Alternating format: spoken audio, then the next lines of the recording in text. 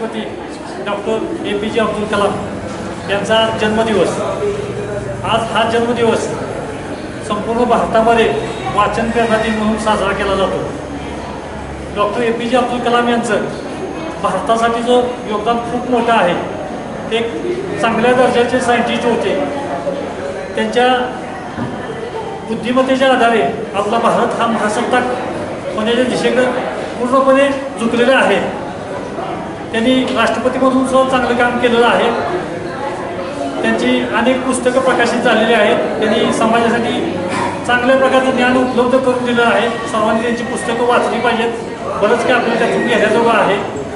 अशा या महामानवाला, अशा विभूतीला विनम्र अभिवादन।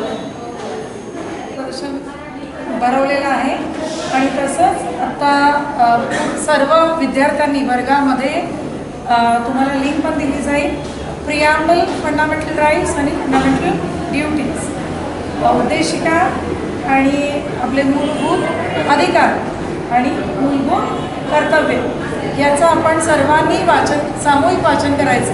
म्हणजे आपापल्या मनामध्येच वाचन करायचं आहे। पण या आज वाचन प्रेरणा दिनानिमित्त हा जो उपक्रम आहे तो आपण राबवणार। आता याचं कारण काय आहे सर्वांना माहिती आहे, कारण ऑनलाईनच्या माध्यमातून आपण खूप सारी माहिती आपल्याला उपलब्ध आहे।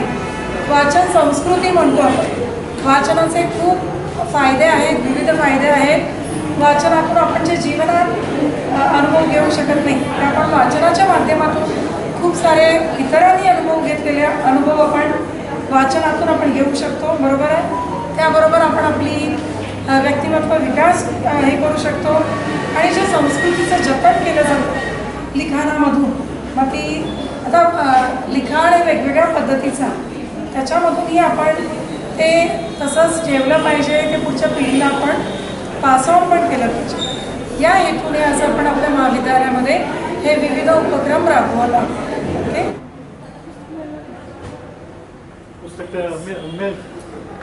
आणि फंडामेंटल ड्युटीज ही